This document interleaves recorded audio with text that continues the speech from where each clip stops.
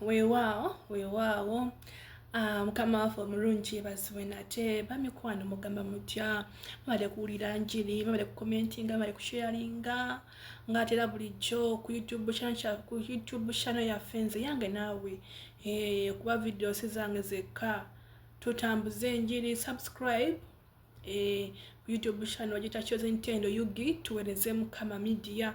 Mukama agenda kukola obulungi kitonda subscribing akantu ako mukalekenga yekali kazibu kwogene kasitoka kwata mu bwongo kabamu subscribe. Yes bambi ndi serious. Subscribe YouTube channel yange tutambuze enjiri. Mukama agenda kuwa kyosinga okwaga si bigambo byange because nti njagala etambule naye ekisa kyakonda wekiri ekintu kibulyo okikola ate bakumulala gwotuusako message walaba bwati ninga atuuka wakola ki subscribe nga Mukama bawa omukisa. Tugenda mu kigambo kyaffe kigenda kuba mu engero 3 Lwokutaano Lwomukaaga wetugenda okubeera. Twandekawo tubeere ffenna nga tuwuliriza tulawo omwoyo mutukuvu atugamba ki ate olwaleero. Weewaawo twaniriza omwoyo mutukuvu atutwale mu maaso ku lw'ekisa kya Katonda abeere wamu naffe. Omwoyo omutukuvu ngase nze siyinza kusigala wendi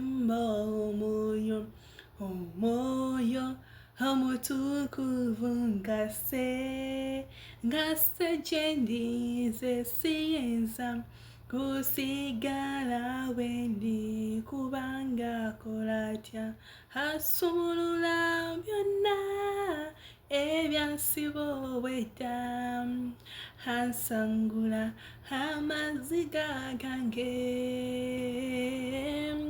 ayugumya byonna nzere nsumulula nolwekyo siyinza kusigala nga bwendi omwoyo omutukuvu ngase nze siyinza kusigala nga bwendi. Omwoyo omutukuvu tukwanirizako kitiibwa ky'amawanga golwazi lwaffe tukwanirizako jangu ofuge jangu otule mu kibya kye kya Ttendo jangu otule mu kanisa yo taata oyogere naffe tukulinze.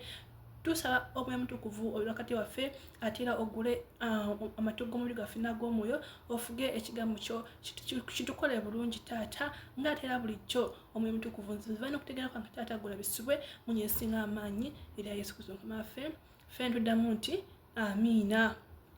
Bannaye vidiyo ng'edduka tumalako tutya Mukama waali kigenda kuggwayo ekigambo kyaffe nezituuka zitya.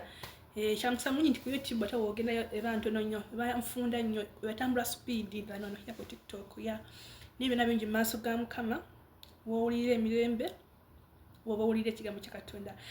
Tubadde mu ngero 5 ne ku Lwomukaaga lugambye nti weesigenga Mukama n'omutima gwo gwonna so teweesigamanga ku kutegeerako gwe mwatulenga mu makubo go gonna kale onaalungamyanga olugendo lwo. Twesige Mukama Katonda waffe.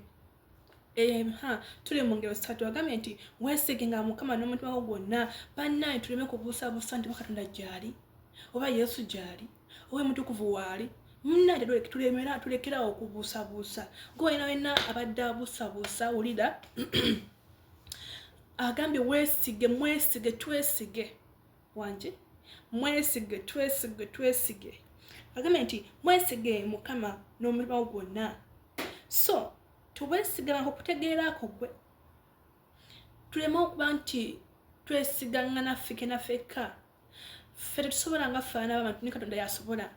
Buli kimu tukikwase Katonda, buli kimu tukiwe Katonda yasobola. Katonda tumwesige mukwasa obulamu bwo mukwasa abaana bo oyo school fees gulanga school fees aganye Mukama amusobola. Eyo rent gulanga rent aganye ekyokola kiganye weesige Mukama buli kimu agenda kikuwa.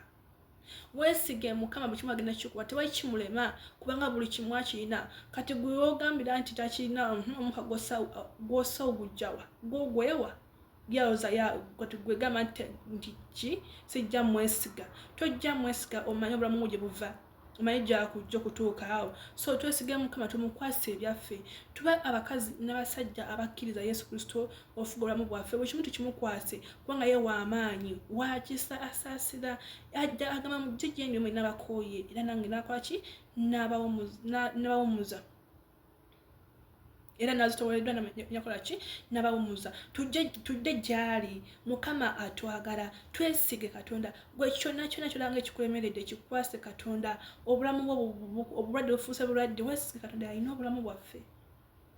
Katonda alina obulamu bwaffe. Ozameka afuna accident bonna ne bafa awonamu omuntu ogwo naga nsifuna na kiwundu ye Katonda.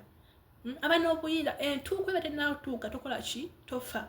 Ate n'obulwadde obukuluma emyaka gy'oyitamu kyona kyekiri ng'okimanyi ky'oyitamu bakukinya mu mba gy'okolamu emirimu giggotanya gy'oli eyugi kiki. Weesige Mukama mukwase. Abannaye tuleme okugamba nti Katonda nze mwagala era mumwagalamu naye nga tosaba tofuna akadde kasiiba ofune amaanyi omwoyo omutukuvu abeera wamu naawe. Tuyige okusiiba, tuyige okusiiba, tuyige okola ki what kirabidde.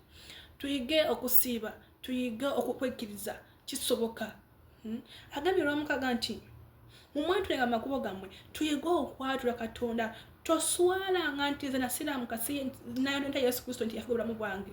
Tuyige okumwatula, tulage byatukoledde. Mukama w'amaanyi, buli wonaamwatulanga n'otaswala kupulira njiri, kutendereza, kugulumiza linnya lye, naye abaakulaba. Tujjuke Katonda atulaba buli kitukola. Nze wano wendi waali nyinza nga simulaba naye nga omwoyo mutukuvu waali.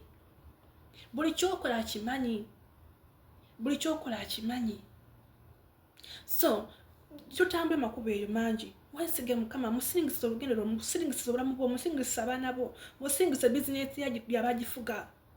Ekyo kyolanga ekizibu kikulemeddeko kiwe Katonda yakisobola. Teweesiga nga bagambye nti so teweesigamanga kukutegerako gwe. Takyagala, ayagala buli kimu ekyo kyolaba nti ekyo ky'oba omuwa. Muwa obulamu bwo, muwa omwami bwo, muwa omukyala wo by'aba afuga. Togamba nti yatambudde yagenze tannaddaala ne mu bwenzi. Don't think it about. Oluzungu leero lwamwe mutukuvu. Tolowooza ku mwami nti alikwenda kati mukwase Katonda nti Katonda nkwasiza omwami wange, nkwasiza omukyala wange agenze mu katale oba tanimbye oba nimbye. Todda omukuza oba nimbye tanimbye. Kkiriza nti agenze mu katale nti kituufu agenze mu katale toba mukubuusabuusa. Buli kimu kyolanga nga kitasoboka kisooka mu maaso ga Mukama. Mwekwateko. Agambye mwesige Mukama n'omutima gwo gwonna. So teweesiga kukutegeerako gwe nze tendo naawe. Mwatulenga mu makubo gonna, kale anaakulungamyanga olugendo lwonna. Buli kimu kimu ajja kulungamya. Kyolanga ekitasoboka, kyolanga ekizibu Mukama kisobola. Onoonyeza abaana mu bufumbo babuze, Mukama asobola. Banne Katonda nze bagambye asobola. You people, nze nina obujulizi. Nze nasigala kati kulaba be Katonda yekka.